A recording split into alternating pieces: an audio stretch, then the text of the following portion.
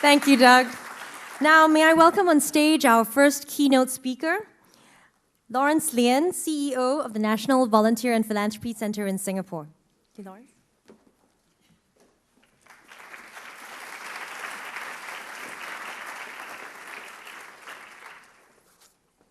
Thank you, and good morning to all. Good morning to Doug, Chi-Chiu, and friends from near and far.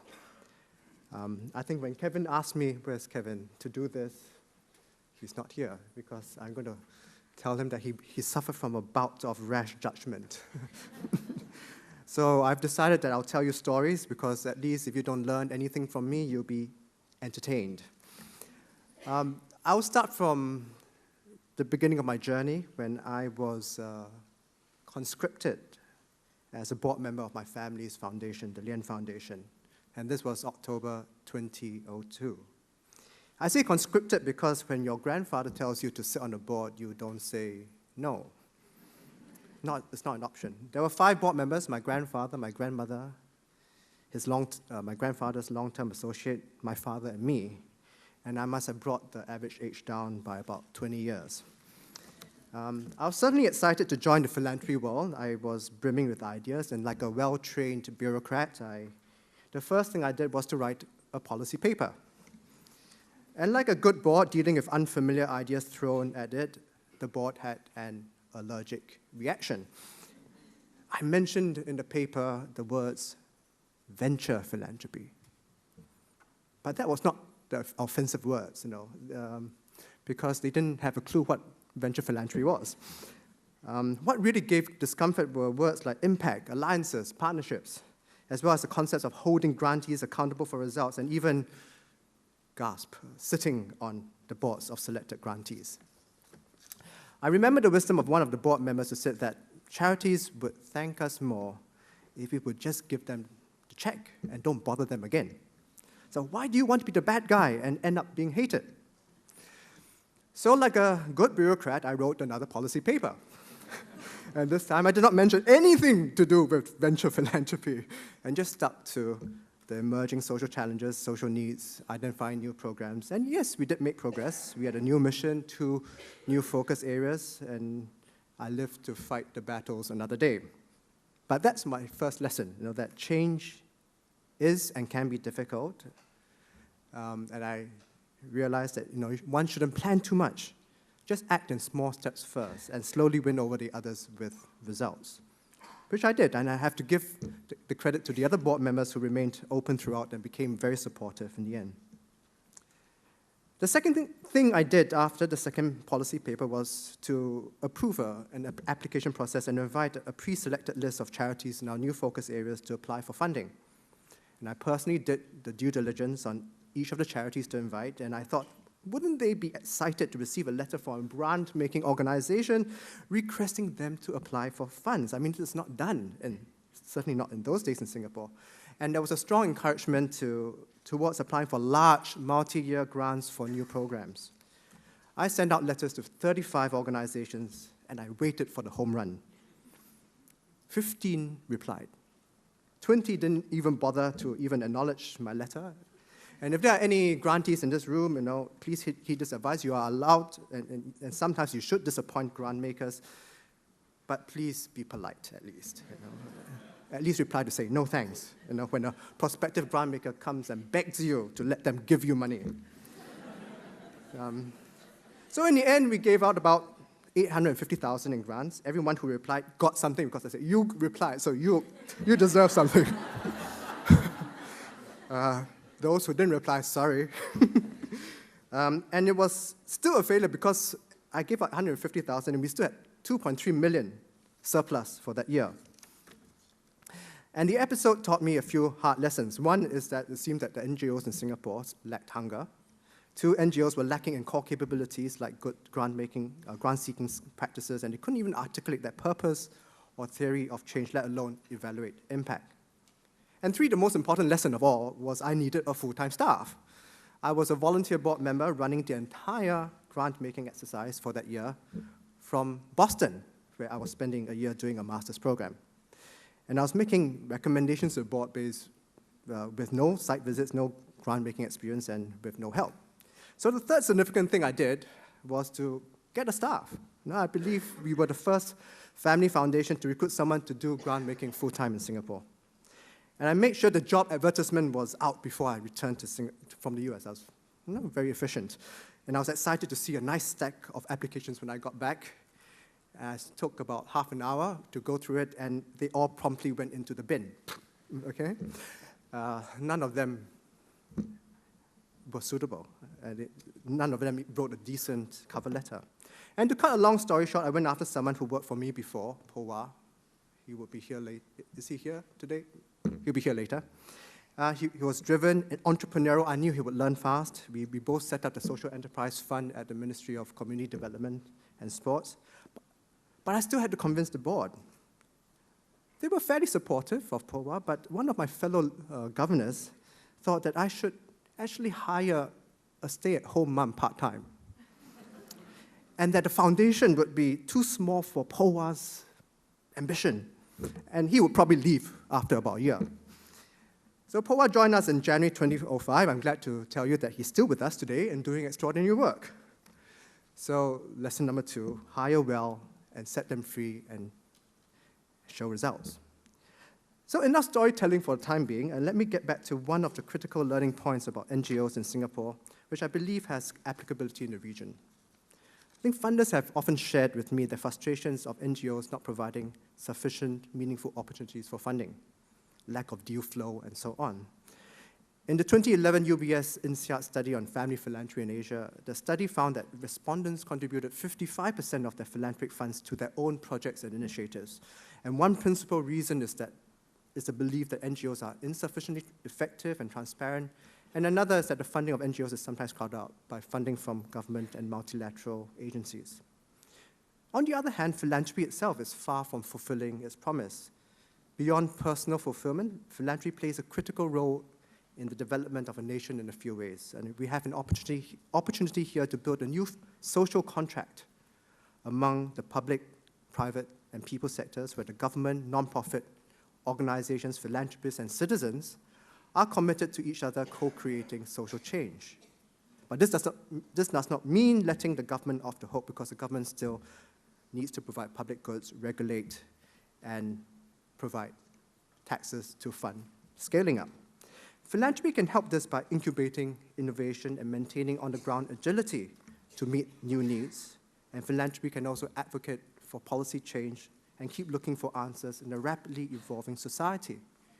But philanthropy is not often fulfilling its potential. In the first place, philanthropists in Singapore and Asia are not giving enough. In Singapore, people who earn less than 1,000 gave 1.8% of their income last year, and those who earn between 5,000 to 6,000 gave 0.5%. So the rich give less of their income than the poor, and this is not unique to Singapore. I think it's true in other countries as well, and this has to change. But apart from the amounts given, a lot of philanthropists are still not yet rats, I thought I could catch that, managing their philanthropy strategically. The UBS INSEAD study showed that professionalizing and institutionalizing of philanthropy has not caught up with the rapid pace of wealth creation in Asia.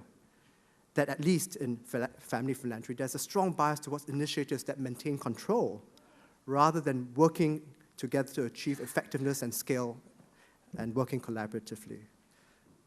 Obviously, NGOs themselves, as I mentioned earlier, need greater capacity to improve their offering. And here I believe philanthropists and philanthropic organizations can play a much larger role in helping them scale up and scale up.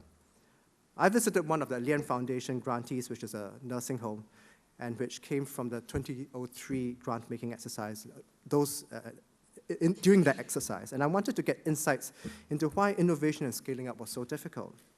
And the reply from the executive director was that often they were so overwhelmed with the day-to-day, staying on the treadmill. And they had many ideas, actually. And this was obviously a best-of-breed, best-in-class example. They're thinking about starting something new, but it just meant too much for them because they had to do the program development, they had to innovate, and they also had the burden of fundraising for future years. And in those days, you had to fundraise from many entities, and very few will give you a big grant.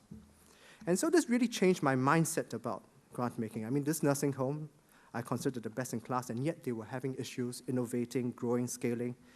And it made me realize that even the best in breed needed capacity and needed help to move forward. So one lesson is that systemic change rarely happens without strong partnerships and a high degree of engagement between the grantor and the grantee.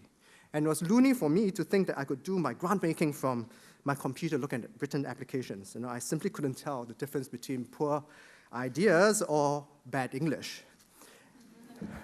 And neither is it sufficient to play the role of gatekeeper just by adding a site visit or two, and pretending that you are that king that can make decisions from the throne. Grantees will just learn to play the game and tell you what you want to hear and show you what you want to see. What is critical is a deep collaboration, new programs being co-developed, and at Lien Foundation we co-write all the proposals for the board, and picking from among the best NGOs to work with. Another lesson is that funders must take more risks. I believe that one of the best uses of philanthropic capital, with its ability to take a long-term view, its neutrality, its not needing to be pulled in different directions by various stakeholders, particularly political stakeholders, is to take more risk. Yet in Asia, risk-taking tends to be still avoided. And here I'm going to start echoing some of Doug's points. So turning specifically to the world of venture philanthropy is gaining traction in Asia. And venture capitalists and private equity investors in Singapore are well established, so it's natural for these venture principles to apply to philanthropic capital. And the introduction of venture principles to the civic sector thus far has tended to focus on the accountability and results-oriented nature of venture investments. And this has led to positive developments like impact-focused programs, stronger financial discipline, and a growing monitoring and matrix-driven culture. But too much procedural formalism can erode trust and reduce innovative capacity of NGOs. In the private sector, venture capitalists play an important role in incubating and supporting risky ideas and prototypes. But it does not appear that this risk-nurturing approach has crossed over sufficiently to the venture philanthropists engaging in the civic sector. I think a lot more activity is not focused sufficiently on the upstream, and too much is on the downstream. And too much venture philanthropy in Asia is congregating on a small pool of social enterprises with little flowing into the traditional charity sector. And what are possible obstacles that prevent venture philanthropy from encouraging more risk-taking among charities? How can venture philanthropists and NGOs jointly promote more innovation and risk-taking for social change? I think these are topics for this conference, and you will have to answer them. I'll just mention briefly a few points. I think that there is a failure to lead. And leadership, to me, is not just about learning skills. It's about mobilizing people to confront and deal with problematic realities for the purpose of making progress. And a lot of problems are complex and we have no clear idea what the problem even is. And quite often, philanthropy, I see, is often skims the surface of problems, goes after the low-lying fruits, steers clear of dealing with root causes of problems. And I think leaders in the NGO and philanthropy sectors need to have a higher sense of purpose to take ownership of these critical issues facing us. Secondly, I think there's a failure to collaborate. And that's Doug's point as well. There's a tendency to want to own one's project solely, and for PR value or control, and so on. And we also must avoid the hubris and avoid the assumption that we know best, because collaboration requires humility to acknowledge that we can't be good at everything, and systemic change requires the engagement of a diversity of players in the marketplace. Obviously, a conference like this helps, and I congratulate NVPN for pulling together such a great group of people. At NVPC, we also tried to do a fair bit of convening. We did the Philanthropy in Asia Summit last year, and we are committed to doing that again next year.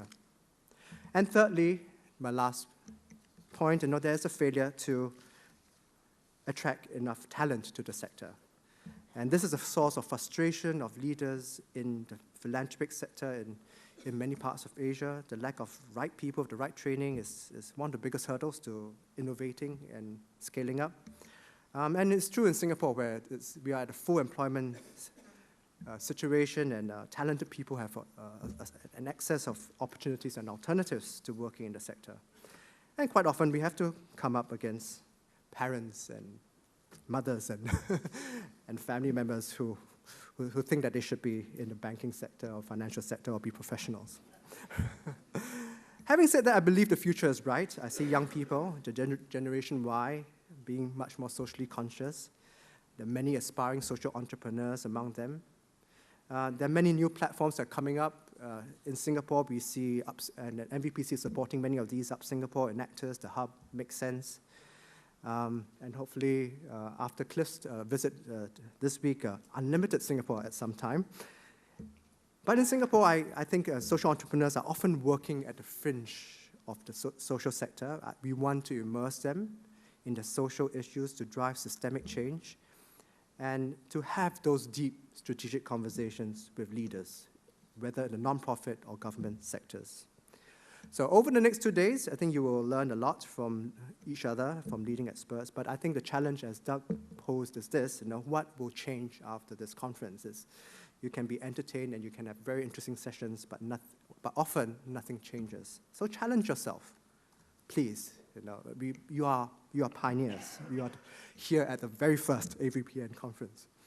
And remember the story of my journey at the beginning, that change can be tough. It requires leadership, initiative, persistence, cunning, often a lot of patience.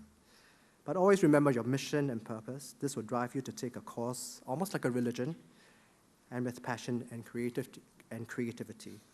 And I'd like to echo again, I'm echoing a lot, Doug's point, it is important to have fun and not to be so serious, because I often attend venture philanthropy sort of conferences and talks, and venture philanthropists are among the most serious people. With all the matrix and all the impact investing language. So enjoy this conference and enjoy the philanthropy. Thank you very much.